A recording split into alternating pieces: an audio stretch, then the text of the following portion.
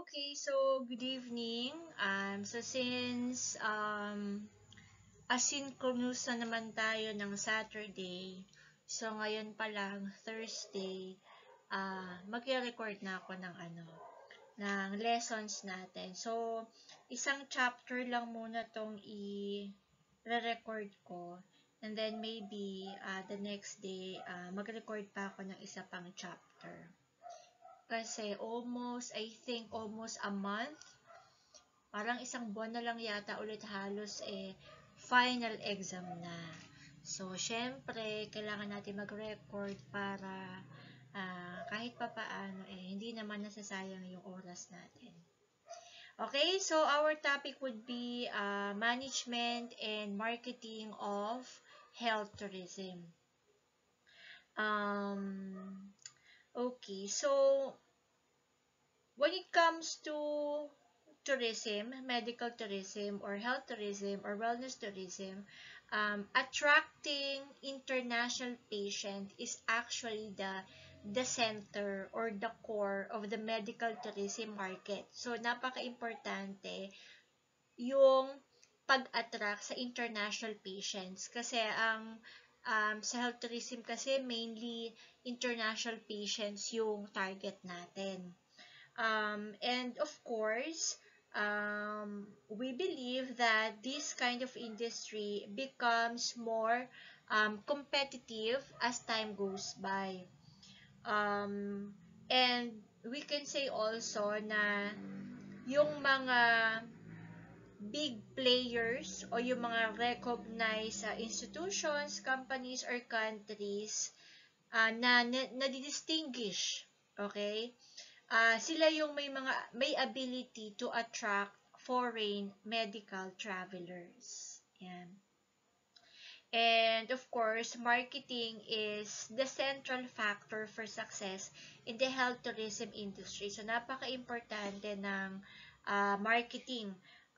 Yung mga leading hospitals and yung mga countries na dinadagsa ng mga medical travelers are those hospital and countries with strong marketing strategies. So sila yung mga nakakamit ng mga needs ng mga tourist patients. Okay. Alright, and aside from that, nasa introduction pa lang tayo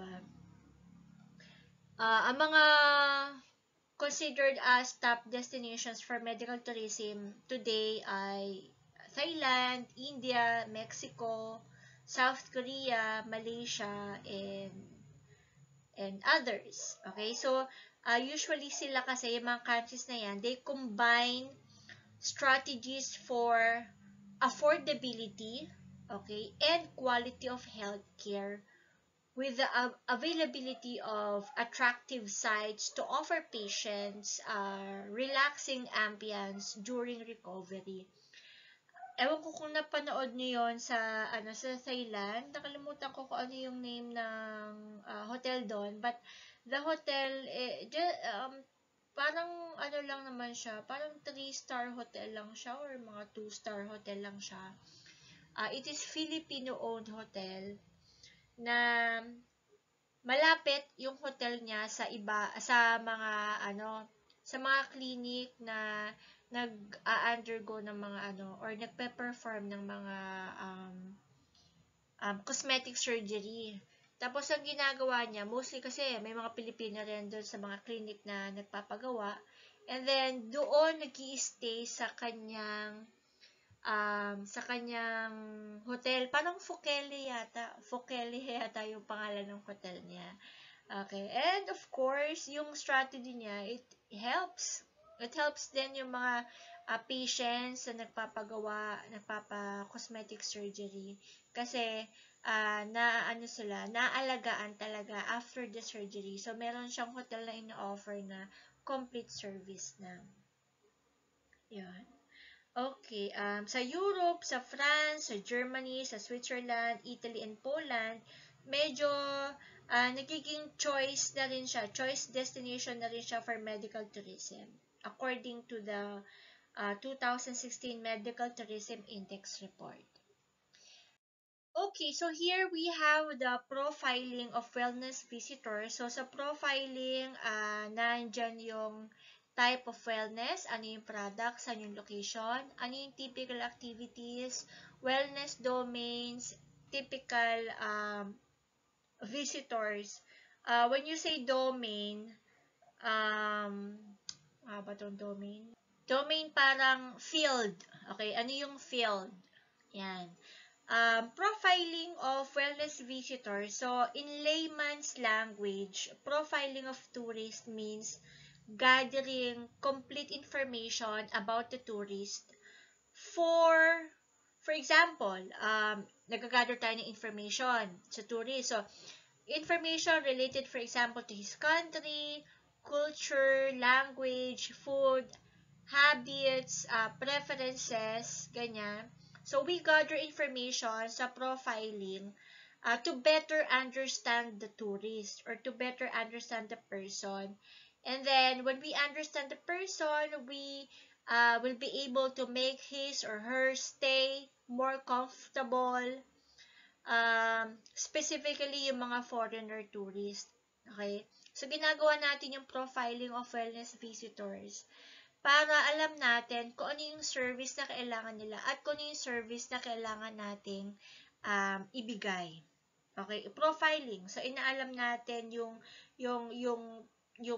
for example, yung lifestyle ng tao, yung personality ng tao, ano yung kailangan niya. Ganyan.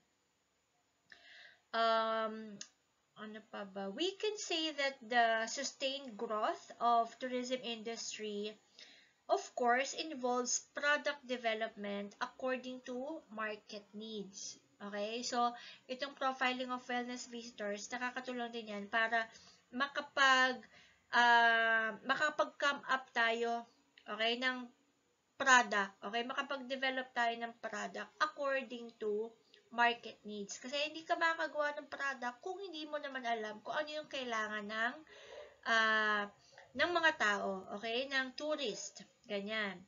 And of course, the basic requirement is in this regard is to understand the features of consumers and their preferences. So it is important in the context of tourism to, of course, establish effective communication with potential visitors to attract them to the destination. Okay? So, yun yung ano natin. Inaalam natin yung mga preferences nila, yung mga needs nila, and of course, kailangan ng effective communication. Okay. Alright, so ito, basahin lang natin. Under ng type of wellness man tayo. So, sa mga traditional spa, usually, yan, sa Europe, sa Japan, tsaka sa Italy. Andyan yung mga usual na traditional spa. Typical activities na gustong gawin ng mga tourists dyan, sitting in mineral waters, massage, steam room. Ano yung field, wellness domain? Of course, for physical reasons, curative and medical, to heal, para gumaling. And sino yung mga traditional visitors? Ayan, mga older people with specific diseases or complaints. Next is hotel and day spa. So usually sa UK siya, USA, Southeast Asia. Hindi siya ASIS ha. Southeast Asia, sorry. Ano yung mga typical activities na gustong gawin ng mga tourists dyan? So, beauty treatments, relaxing massage, aromatherapy, and jacuzzi.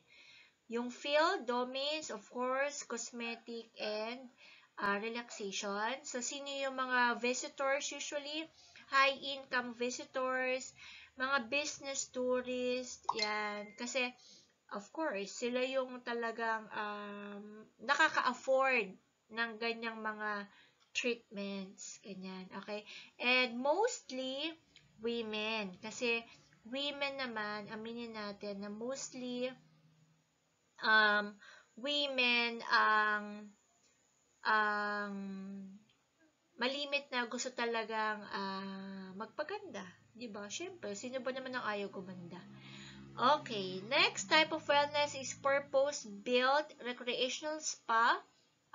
Usually sa Austria and Germany.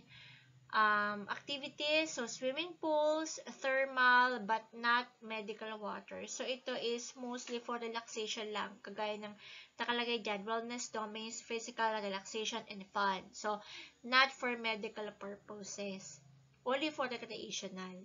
So typical visitors natin dyan, skiers yung mga, um, nag,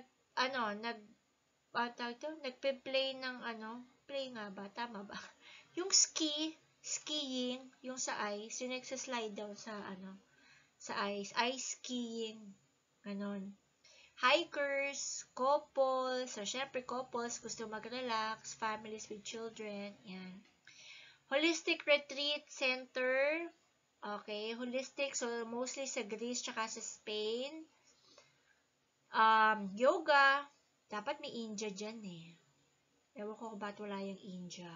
Pero holistic also, India is, mostly sa India din pumupunta. India, Thailand, ganyan. Yoga, massage, spiritual, and psychological workshops. Psychological workshops, kung tatandaan niyo yung pinag-aralan natin ng cognitive behavioral therapy, yung talk therapy, for some tourists or patients suffering from depression, anxiety, and so on. Wellness domain, syempre, sakop niya ng physical, mental, spiritual, and psychological. Typical visitors, baby boomers, aged 35 to 55 years old, mostly women. So, part ako niyan. Parang nasa middle ako ng baby boomers. Okay, baby boomers kasi, nakita niyo naman yung age, 35 to 55. Sila usually din yung mga nangangailangan ng mga ganyang klase ng treatment. Kasi, especially women, kasi, let's say sa women, meron tayong, pag nagkakaedad na, middle age adult na, merong nagkakaroon ng mga hormonal imbalance. Okay, mga hormones, ganyan. So, kailangan talaga ng mga ganyang klaseng activities. So, hormonal imbalance, malimit na nagkakaroon ng depression and anxiety, yung minsan masaya ka, tapos bigla ka nalang malungkot, gano'n. Okay. Next, yoga centers. Yoga centers sa India. Ba't may India? India yan, ha? India, hindi Indian. India, USA, Canada, Europe. Typical activities, yoga, meditation, wellness domains, physical, mental, spiritual. Typical visitors ay most likely professional women aged 40 plus. Oh, kami na naman yan. Okay. Pero actually, yun yung mga typical visitors, okay? Pero ako, I personally suggest, no? Yung mga younger generation natin, so for example, like you, mas maganda na as young as you ay nagpa-perform na kayo ng mga ganyang klase ng activities, yoga, meditation, para at least para ma-enjoy nyo yung life nyo, you know, kahit na stress kayo sa pag-aaral, and then later on sa pagtatrabaho, pag as early as your age nag-yoga na kayo, nagme-meditate na kayo, you know that when you grow older, you will be happier and parang madali na mag-handle ng stress. So, makakaya niya. Hindi yung, let's say, kagaya namin na 40 plus pa lang saka magaganyan. So, ang daming nasayang na mga years, okay, na hindi namin alam na we suffer na pala from depression, we suffer na pala from anxiety, we didn't know. Kaya pala hindi kami ganong masaya, akala namin masaya kami. So, dapat sa inyo, as young as your age, nagpa-practice na kayo ng yoga and meditation. Okay, so, and again, type of wellness, meditation retreats, so, Thailand and India, okay, meditation and fasting yung typical activities. Wellness domains, mental, spiritual. So again, sa mga baby boomers, backpackers, hippies. Baby boomers, kami na naman yan. Backpackers, pwedeng kayo yan. At saka mga hippies. Ano ba yung mga hippies? Parang mga hip-hop, ano ba yan? Mga younger generation. Okay. Pwede na, kayo yan. Uh, Kayo na rin yung mga typical, sa age na rin yung mga typical visitors yan. Meditation and retreat. Okay, backpackers, yung mga mahilig mag-travel. Tinignan ko yung meaning ng ng hippies. So, hippies is parang yung kind of personality na during the mid-1960s, ganyan. Yung parang free spirit ka. Parang you freely express yourself. Okay? Usually young person na talaga kasi young person na nire-reject na kung ano yung nakagawian sa society. So, kumbaga yung mga hippies isang klase ng personality na kung ano yung gusto niya, yun siya. Ine-express niya yung sarili niya. Kung gusto niya na ang buhok niya mahaba lang, kulot, okay, kung ano yung style na gusto niya, yun yun. Parang it doesn't matter kung tanggapin siya ng society. Gusto niyang i-express kung ano siya. Yun yung kanyang belief. So, yun yung hippies. Hippies ha, hindi ipis. Joke lang. Okay, pilgrimage center. So, Spain, France. Yan.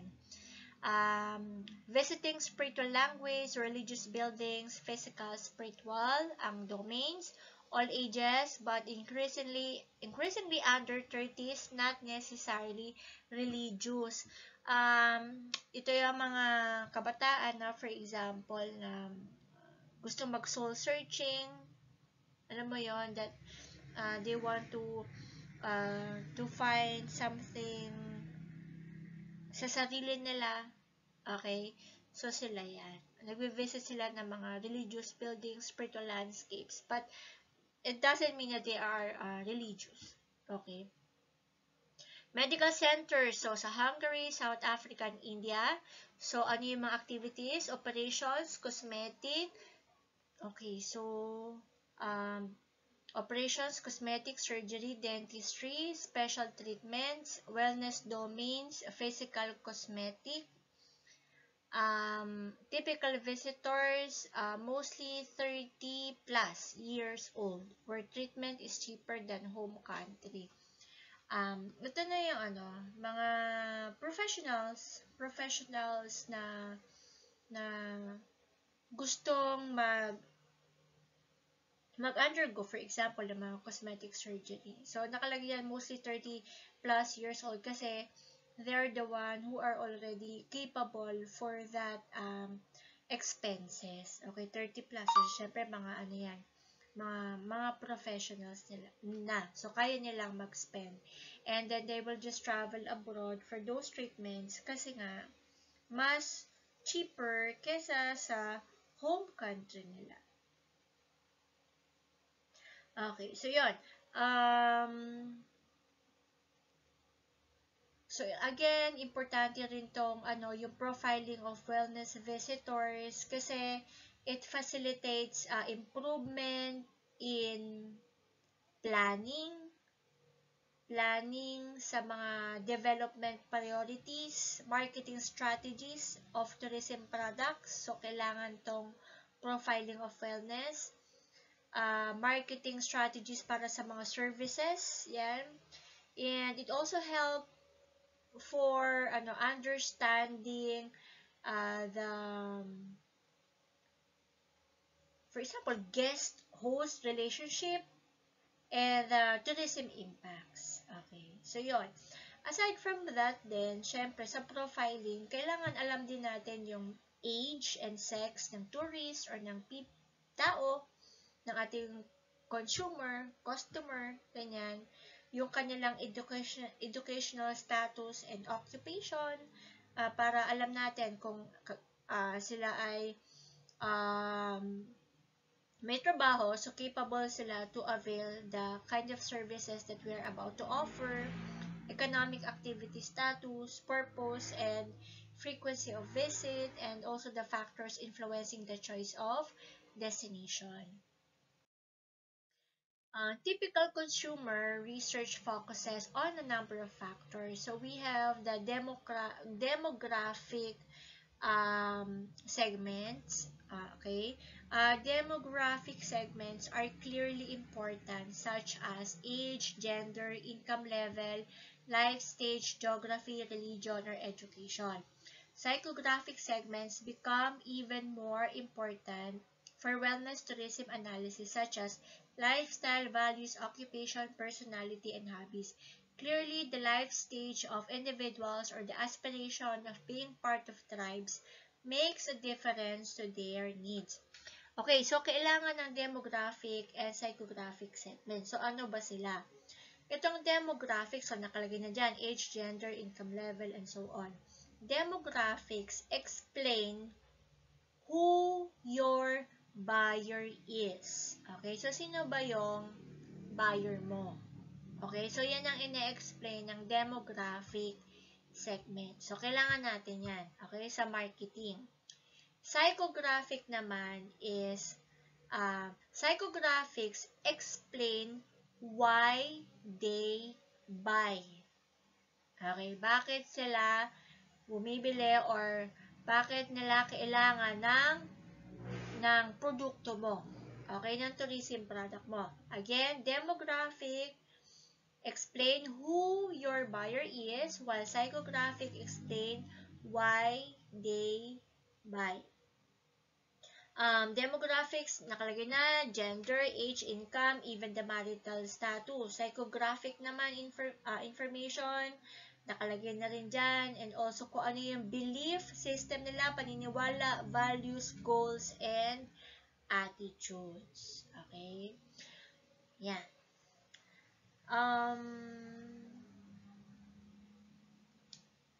Okay, so let's move on. Niisip ko kasi kung nandiyan yung segmentation eh. Ito pa yung segmentation. Okay, segmenting health and wellness tourists. Segments for health and wellness tourism are closely related to segments for health services. When you say segment or segmentation, parang dinidivide natin. Okay? Segmentation means to divide the marketplace into parts or segments. Okay? Kumbaga, a company would find, bakit ba natin kailangang i-divide? Okay? For example, yung ating mga tourists, yung kanilang categories, ganyan. Okay. So, divide natin yan para malaman natin yung ating mismong target market. So, it's important for us to know our target market. Kasi, when we do our marketing, tourism marketing, it has to be subjected only to a specific target market.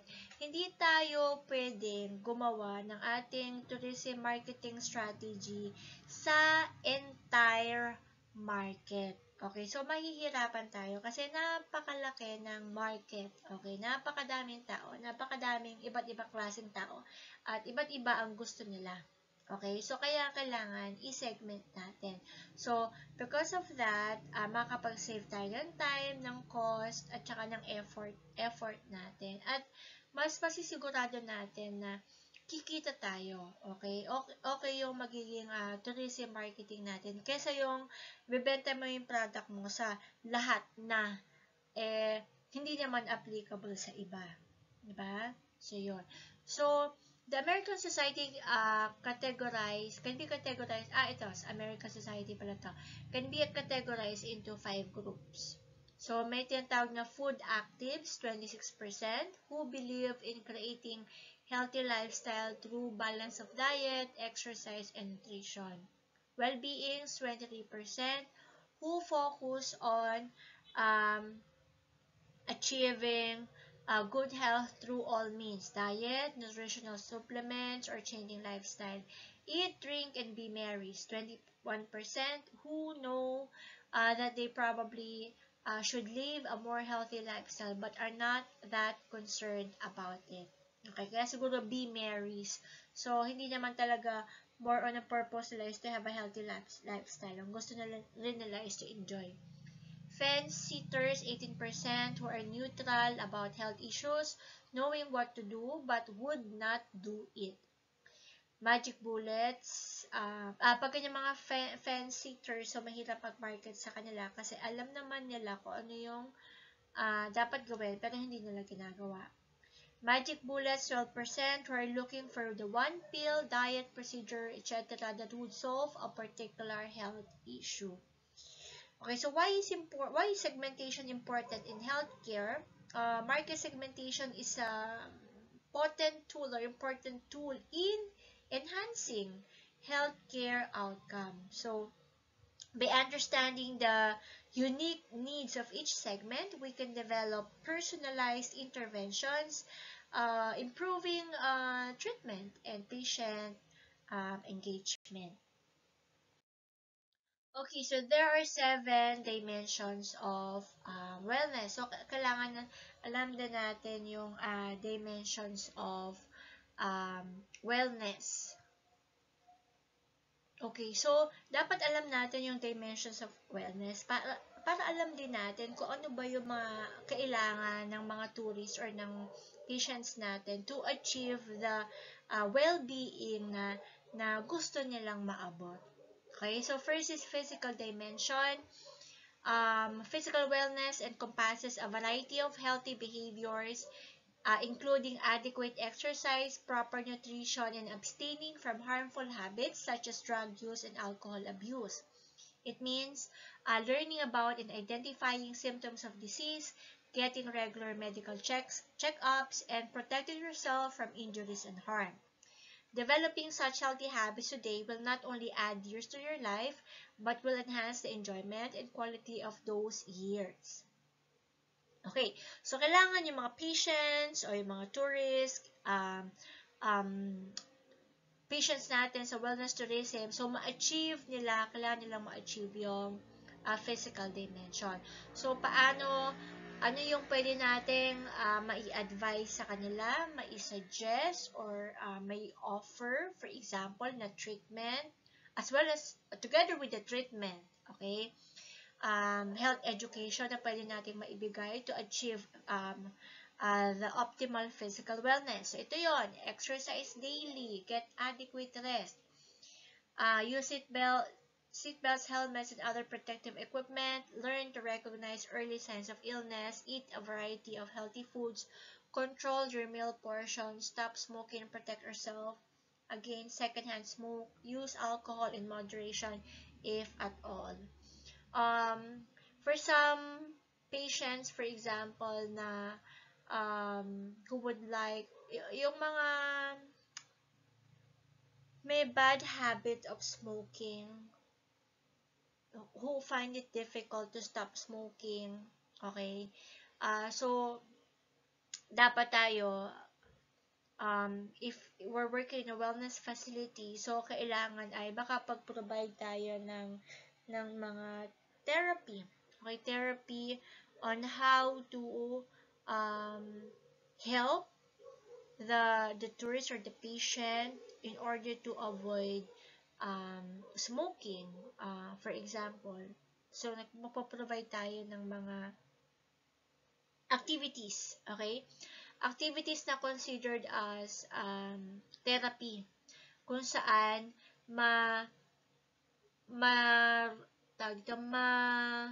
da-divert yung attention ng ating patient from smoking to recreational activities or wellness activities. Yan. So, yun yung physical dimension.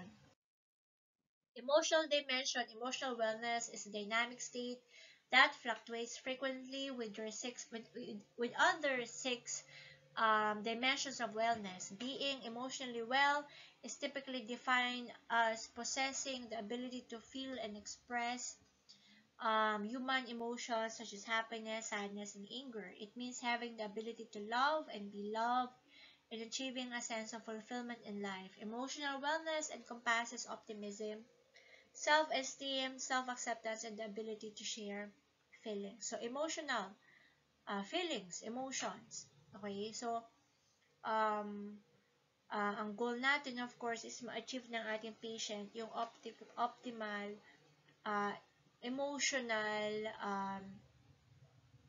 wellness. Okay, um, for example, ito, tune into your thoughts and feelings, cultivate an optimistic attitude, seek and provide support, learn time management skills, practice stress management techniques, accept and forgive yourself. So ito, sa mga wellness facility, again, meron din sila mga specific activities na ang magiging goal nila is itong mga ways to achieve optimal emotional wellness. Practice stress management techniques. So, pwedeng i-offer natin, for example, depende na sa facility. So, meron tayong mga art therapy, art, art therapy drawing, or coloring therapy, music therapy, ganyan.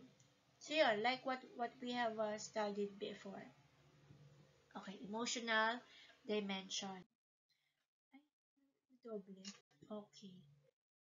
Intellectual dimension. The intellectual dimension encourages creative, stimulating mental activities.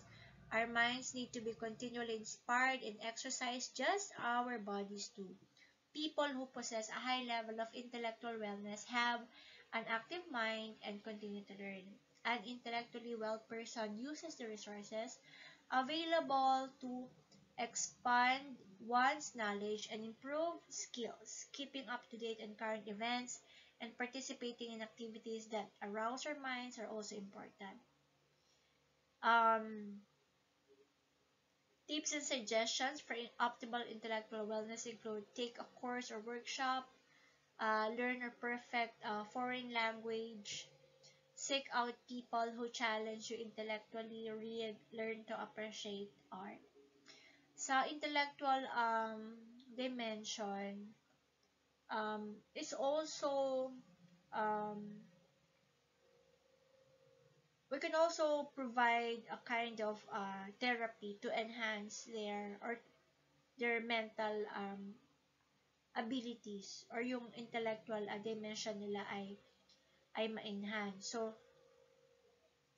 course or workshop, maybe for example, cooking, baking, okay? So, actually not only for intellectual dimension yun eh. Yung mga cooking and baking, pwede rin yan sa mga emotional dimension kasi when you learn new skills then, ano siya, um, one way din for stress management technique. Under din siya ng stress management technique. Foreign language, yes. Yeah. Um, Books, read books. Okay. Reading books help. Okay, learn to appreciate art. So, kanina, di ba, sa emotional dimension, nabanggit ko siya. So, pwede rin siya sa intellectual dimension. Okay, so, yan, mga art therapy. Sa mga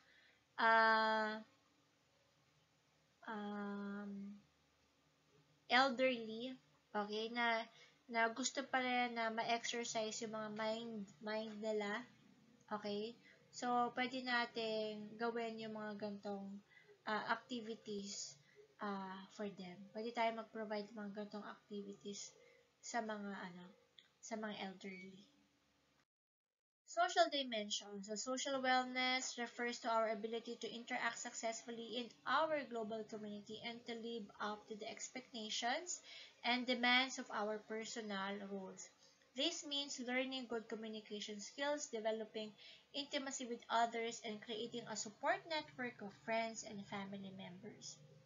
Social wellness includes showing respect for others and yourself, contributing to your community and to the world builds a sense of belonging. Tips and suggestions for optimal social wellness include cultivate healthy relationships, get involved, contribute to your communicate. Share your talents and skills, communicate your thoughts, feelings, and ideas. Um, okay, meron tayong tinatawag na group therapy. Yung group therapy kasi, treatment to of multiple patients. Okay, so grupo. And then, yung group therapy, um, kaya group, it has to be done at once. Okay, as a group. Okay, so sama-sama sila. For some patients, for example, who have emotional trauma, anxiety, depression, post-traumatic stress disorder, yung mga ADHD, attention deficit hyperactivity disorder. So, para to sa sa kanila, usap-usap, may mga activities, some of them they focus on improving social skills. Ito yung parang niya parang goal niya to improve social skills, and then helping people, this group of people, to deal with issues nga, mga anger, shyness, loneliness, low self-esteem, ganyan. Session siya na, for example, yung therapist, the therapist may ask questions to the people, and then the people will discuss their experiences, and then they will share their experiences, and other people, other members of the group will eventually learn what they have in common with others. Ganyan. So, meron silang nakukuha or natututunan from other members of the group. Yan. Okay. So, yun. Okay, spiritual dimension. Spiritual wellness involves possessing a set of guiding beliefs, principles, or values that help give direction to one's life. It encompasses a high level of faith, hope, and commitment to your individual beliefs that provide a sense of meaning and purpose. It is willingness to seek meaning and purpose in human existence, to question everything and to appreciate the things which cannot be readily explained or understood. So, paano suggestions? Explore your spiritual course, spend time alone, meditate regularly, be inquisitive and curious, be fully present in everything you do, listen with your heart, live by your principles, allow yourself and those around you the freedom to be who they are. See opportunities for growth in the challenges life brings you. Aside from that, so sa spiritual dimension, so nag-offer nga tayo ng mga para sa mga spiritual tourist, okay? Di ba yung mga spiritual tourists, so usually mag-travel sila abroad, pupunta sila sa mga pilgrimages, sa mga religious sites, spiritual sites. Okay. And then, dun kasi, nafe-feel nila that they are near to God or to the Creator. Okay. So, kung ikaw, for example, ang target mo ay yung mga spiritual tourists. So, tourism professional, ang target natin ay mga spiritual tourists. So, dapat alam mo kung ano yung kailangan nila. Okay? Kung ano yung klase ng lugar na dapat para sa kanila. So, alam mo na kailangan pala yung lugar tahimik. Okay? Because they have to meditate. Okay? So, hindi sila pwedeng basta kausapin. Okay? Or i-approach. Okay? Because they want to spend time alone. Si Christine Reyes, siya, she went to a place, I don't know if it's in the Philippines, pero parang ganyan din. Yun naman pinuntahan niya is bawal yung cellphone. So, doon talaga walang cellphone, nature lang talaga yung makikita mo, ganyan. So, yun, spiritual dimension. Environmental wellness is an awareness of the unstable state of the earth and the effects of the daily habits of the physical environment. It consists of maintaining a way of life that maximizes harmony with the earth and minimizes harm to the environment. It includes being involved in socially responsible activities to protect the environment. Tips and suggestions: stop your junk mail, conserve water and other resources, minimize chemical use, reduce, reuse, recycle, renew your relationship with the earth. Environmental awareness, sensya na mahilig kasi ako manood ng mga may napanood din ako, hindi ko na kasi matandaan kung anong, ba yun, kung anong palabas ba yun. Basta, yung family, owner sila ng isang farm. Hindi naman siya farm, parang forest nga eh. Kasi, may mga puno, may mga damo, may mga, hindi siya talagang farm. Ang tingin ko sa kanya ay parang forest, parang mini forest, ganyan. Kung ano yung nakikita mo sa forest, yon. So, sa kanila yon. So, open yun sa public, okay, sa mga tao. Pwede kang pumasok doon. Okay, environmental wellness to. Yun yung parang offer nila. Pwede kang pumasok doon. Pero, you have to remove your shoes.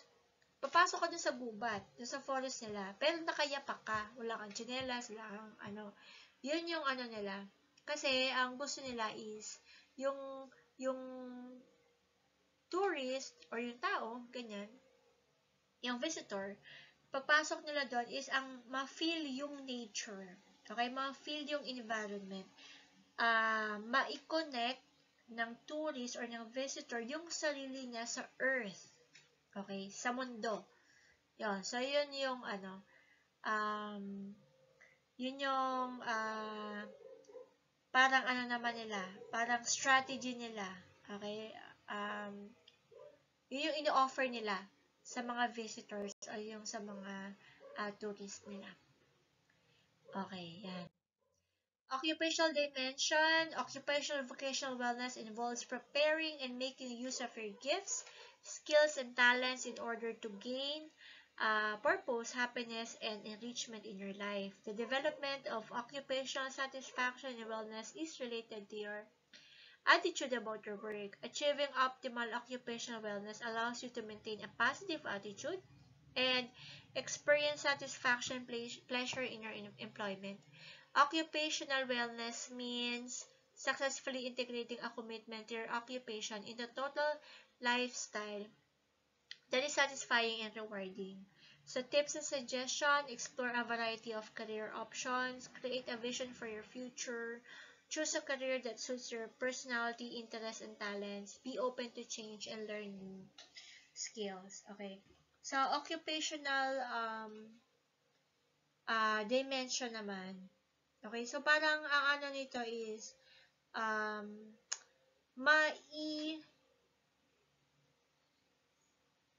mailabas mo kung ano ka. Okay, kung anong gusto mo. Okay, magawa mo kung ano yung gusto mo na ikaw ay at the end of that is you will feel satisfied and then you will feel rewarded. Okay, mahanap mo yung totoong happiness. With occupational also, ang goal din kasi dito is yung tao, yung patient, tourist, ma-achieve niya yung balance. Okay? Kung nagtatrabaho, kahit nagtatrabaho siya, meron siyang time para sa sarili niya, meron siyang time para sa family niya. Okay? So, balance. So, ang ina-achieve natin with occupational dimension is to achieve balance, work-life balance. Ganyan. So, yun yung occupational dimension. 44 minutes na. So, meron pa tayong 5 slides. Mahirap kasi i-save pag ang haba masyado.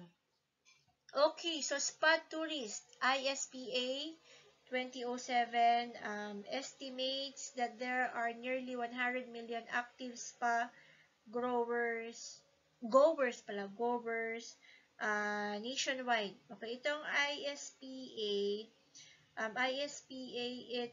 it provides um, educational resources and research to help spa professionals solve everyday business challenges. Yung ISPA, so organization siya na tumutulong sa mga spa professionals, okay, para makapag-provide ng ah, tamang service sa mga spa tourist. Spa goers' profiles are likely to differ, sometimes radically, according to which countries they come from. Consumer visits to spas usually incorporate one of the following drivers. So, they visit spa depende sa kanilang indulgence. Okay? When you say indulgence kasi, yung gratifying mo, yung parang gustong-gusto mo. Okay? So, yung spa goers, category niya yan, indulgence. Gusto ng pleasure, fun, appealing to the sentence, or for some spa goers who would like to escape, okay, escape really from the pressures of social life, magpahinga from urban life or city life, okay, pupunta sa, let's say, sa Tagaytay, sa mga spa doon, or work, individual work related to self-improvement, physical, mental, and emotional. Okay, so for example, yung trabaho mo is about self-improvement. Okay, so syempre pupunta ka sa spa because you want to learn from it. Okay, so kailangan sa trabaho mo. Ganyan. Holistic tourists appear to crave the enhancement rather than the avoidance of self and may go away to confront to very problems that other tourists are only too happy to leave behind. Holistic tourists, if you remember holism, na yung treatment is the whole well-being ng tourist or ng patient, so including the mind, the physical body, spiritual. So, sila yung mga holistic tourist or yoga tourist. Yoga tourist, subsector ng holistic tourist. So, nakalagay dyan, yung mga yoga tourist, they don't do yoga only because it's a form of exercise. Hindi lang yun. Hindi lang yung reason nila. But also to balance body, mind, and soul. So, andun na tayo. Yoga can be an exercise. Okay? Good for the body. To the physique. Okay? Pero hindi lang yun kasi yung nagagawa ng yoga. Kasi with yoga, there's meditation also. So, kaya may spiritual path, balance of body, mind, and soul. Top 5 motivations for yoga holidays are, of course, to renew myself, to relax, to be more flexible in body and mind, to let go of stress from a busy life, to help me gain a sense of balance. Okay. Okay, so meron din tayo tinatawag na religious tourism or religious tourist and spiritual tourism or spiritual tourist. So, religious tourism, affiliation to specific religion or religious group. Okay, so for example, sa mga Muslim, during Ramadan, pumupunta sila, for example, sa Mecca. Okay, Mecca is in Saudi Arabia. Yan, so religious tourism yon. Interest in quest for religious enlightenment, magpunta ka for example sa India, mag-study ka ng Buddhism, or Thailand, mag-aaral ka ng Buddhism. Enjoys visiting specific religious sites and landscape, empathizes with other religious tourists, pilgrims, and local communities. engages in ritualistic behavior, ultimately seeking religious union or salvation. Pero yung spiritual tourism is walang specific na religion. Okay? So, like, hindi siya religion specific. Okay? So, it's like, talagang interested ka lang to see this mga spiritual places. So, nakalagay dyan, interest in personal spiritual development, yung para sa sarili mo, okay? You want to know God more, ganyan. Seek interaction with local and indigenous communities. Punta ka ng Thailand, nakihalubilo ka sa mga monks, okay? Or sa community, just to know something about Buddhism, for example, kasi most of them Buddhist kasi. May engage in rituals and ceremonies, hoping for reconciliation of body, mind, and spirit. Okay, so religious tourism or religious tourist, religion specific. Okay, spiritual is multi-faith, ibig sabihin, kahit na anong religion. So, more on ano siya, body, mind, and spirit. Yan. Additional sa religious tourism, you will travel to another place to study Quran, yung Bible ng Muslim. So, yan, religious tourism yun. Okay. Medical tourists. So, medical tourists can be any age but are most likely to be older or retired people from Western developed countries where prices for medical treatment are high and waiting lists are long. 7% of China's 1.3 billion population travels to other Asian cities for medical tourism. There is a spectrum of medical tourism which ranges from serious operations such as heart bypasses through medical but non-surgical and acid-based treatments to dentistry, cosmetic surgery, even sex change operations in countries like Thailand. So, medical tourists, so alam naman natin na ang medical tourism, so they travel for medical purposes. They want to, kumbaga may sakit sila, they want to get healed, they want to be cured, they want to undergo medical treatment, they want to undergo surgery, cosmetic surgery, yan. So, yan yung medical tourism. So, nakalagay naman dyan, can be any age, pero dun sa ating profiling of wellness visitor, nakalagay 30 plus age. So, 30 plus age kasi, those people are already capable of spending. Mga professional na and kaya na nilang mag-spend for the treatment. Okay. Targeting new markets, it should be recognized that there is a great deal of untapped potential for health and wellness services and tourism. Reasons for not visiting spas. So, may mga percentage dyan. Teka, tingnan natin, ha? Bakit daw hindi sila nag-visit sa mga spa? Okay.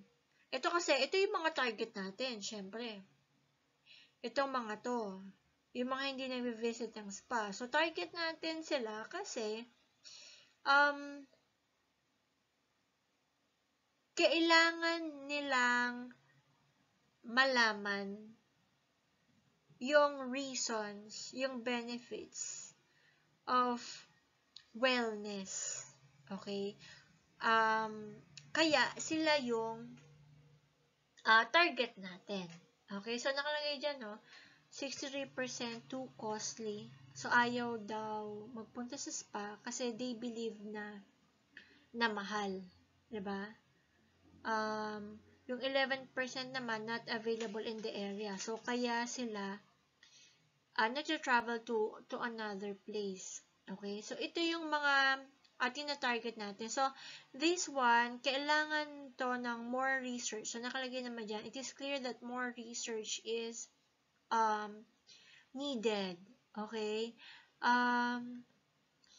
For example, magpo-put up ka ng spa or wellness facility sa isang lugar. So, aalamin mo kung yung mga tao ba na yon is, tao doon sa lugar na yon is, do they usually go to spa? Okay? Kung hindi, so you have to know the reason why. So, kung halimbawa, ang reason is, according to your research, is too costly, gusto mo talaga doon magtayo ng spa or ng wellness facility. So, alam mo na kailangan ang itatayo mo doon is hindi masyadong mahal. Okay? Kasi sila yung target market mo. 'Di ba? Kung yung napili mo namang lugar is mostly nakatira doon ay not sure about treatment, 7%. So, anong gagawin mo when you do your research, okay? So, alam mo na when you do your business there, when you put up spa or your wellness facility, alam mo na it will be difficult to promote. Okay? Pero, yun yung yun yung kailangan mong gawin. Yun yung para magiging challenge mo. Kasi not sure about treatments so wala silang alam. So, ang kailangan mong gawin dun is you have to do good marketing strategies and good promotional activities para makuha mo yung target market mo. The same as this one, yung doesn't understand what it is. So, kailangan mo, kung doon ka magtatayo, kailangan maganda yung promotion mo, the way you promote your business. Yung tipong maiintindihan nila. Okay? So, yun. Too time consuming. O, yung napuntahan mo na pagtatayuan ng business mo, o yung mga tao ayaw pumunta sa mga spa kasi time consuming daw. O, anong gagawin mo? O, you have to provide, home service. Okay? So, you have your spa there in the community, and then, mag-home service ka, i-add mo sa strategy mo. Kasi time consuming daw, yung sa community na they believe it's time consuming. So, para hindi na sila pumunta sa spa mo, hindi na mag-consume ng time, ikaw na yung magdadala ng service sa kanila.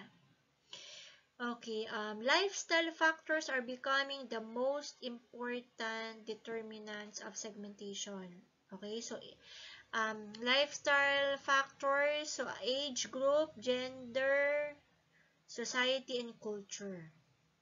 Alamin mo yan. Alamin mo yung personal values and belief, ano yung mga family influence, peer influence, education, financial situation ng target market mo, kaya ba nila mag-spend, health, well-being, ano ba yung usual na problem sa health ng target market mo, environmental factors also, you have to know the environmental factors, yun ba ay urban, city ba yan, rural, or yung, ang Tagalog ng rural,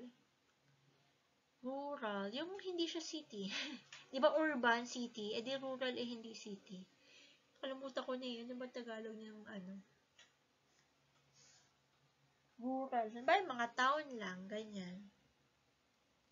Yon. So, environmental factors, alamin mo yan. Yan ba ay may mga green space, may bang access to green spaces? Ganun. Lifestyle factor, ano pa ba? Yun, media and advertising.